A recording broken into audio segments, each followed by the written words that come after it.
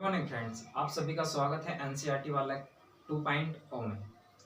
आज हम जानेंगे इस वीडियो में सजीव सजीव क्या होते हैं, सजीव को कैसे पहचाना जाता है। हमारा ये सेकंड वीडियो है बायोलॉजी 12th का। ठीक है, समझते हैं सजीव। सजीव पहले तो हम बायोलॉजी की बात करते हैं। तो बायोलॉजी को हमने अच्छे से समझा कि बायोलॉजी क्या होता है, शब्द किसने दिया। तो बायोलॉजी के अंदर पढ़ते हैं हम सजीवों का। इसमें बायोलॉजी में किया जाता है सजीवों का अध्ययन। अब इन्हें कैसे पहचाने कि ये सजीव है, तो इनके कुछ लक्षण होंगे। उन लक्षणों के आधार पर हम पहचान सकते हैं कि ये सजीव है, इनके अंदर सजीवों के गुण हैं। सबसे पहला पॉइंट तो आता है हमारा इसमें कोशिका। जब किसी भी जीव को हमें पता करना है कि ये सजीव है या निर्जीव है या मृत है, तीन प्रकार के जीव होते हैं, तीन स्टेज होती है। एक होता है सजीव, दूसरा होता है निर्जीव और एक होता है मृत। मृत में भी कोशिका पाई जाती है और सजीव में भी कोशिका पाई जाती है, लेकिन मृत में पाई जाती है मृत कोशिकाएं। लेकिन हम सजीवों की बात करें तो सजीवों को इतने कैरेक्टर से हम देखेंगे। सबसे पहला देखेंगे हम कोशिका, जिसे इंग्लिश में बोला जाता है शेल।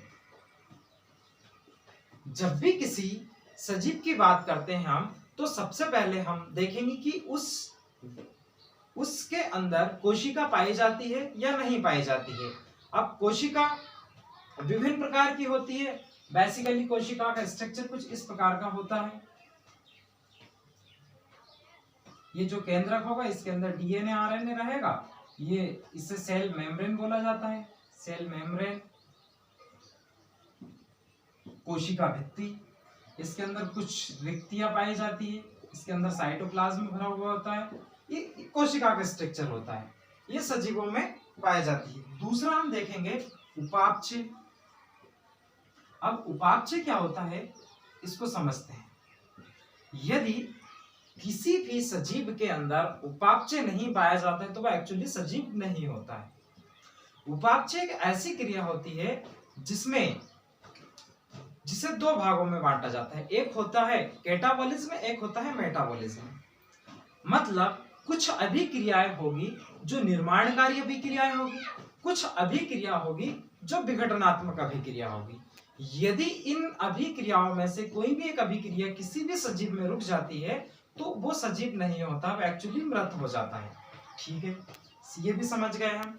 दूसरा होता है वृद्धि। अब वृद्धि भी एक सजीवों का गुण है या सजीवों का लक्षण है। वृद्धि क्या होती है, आपने देखा होगा जब कोई पौधा उगता है तो उसकी हाइट मुश्किल से 1 से 2 इंच होती है। कुछ इस प्रकार से पौधा है, इसकी हाइट कुछ इस प्रकार से, लेकिन कुछ समय बाद वह पौधे की हाइट बढ़ती है। तो ये किसका लक्षण है, ये सजीवों का लक्षण है। मतलब कि सजीवों में क्या पाई जाती है, वृद्धि पाई जाती है। ठीक है साहब। दूसरा सबसे महत्वपूर्ण आता है प्रजनन।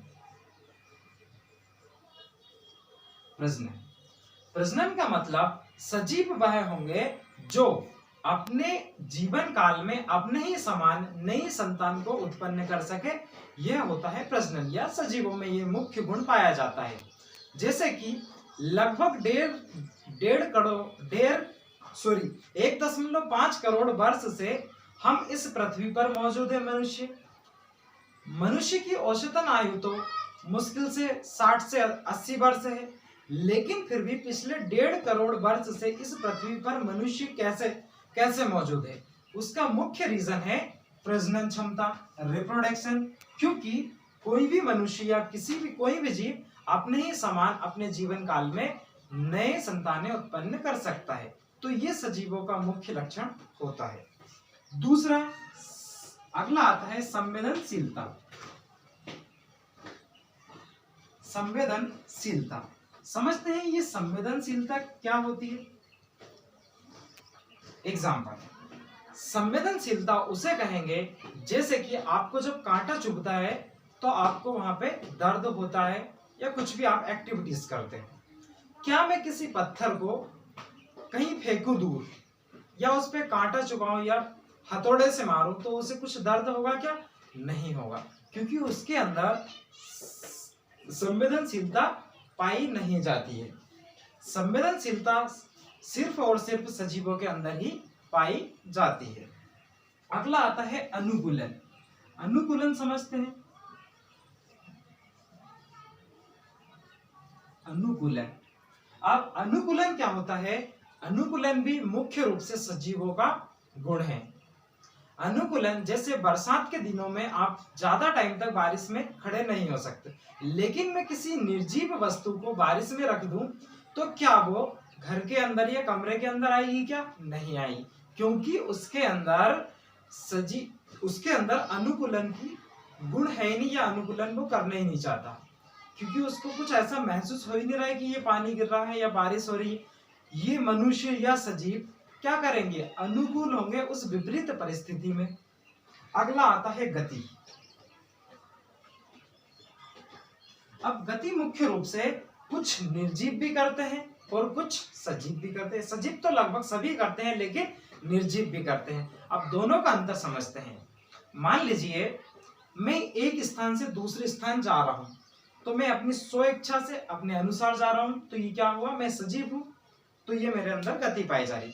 मान लीजिए ये जो मार्कर है, इसे मैं एक स्थान से दूसरे स्थान तक ले जा रहा हूं, तो गति तो ये भी कर रहा है, लेकिन ये जो गति कर रहा है वो बाह्य कारकों के कारण कर रहा है।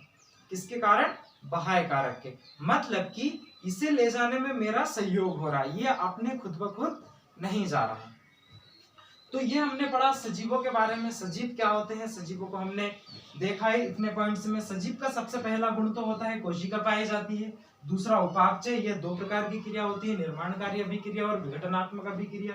दूसरा इसमें होता है वृद्धि, तीसरा प्रजनन, संवेदनशीलता, अनुकूल और गतिशीलता।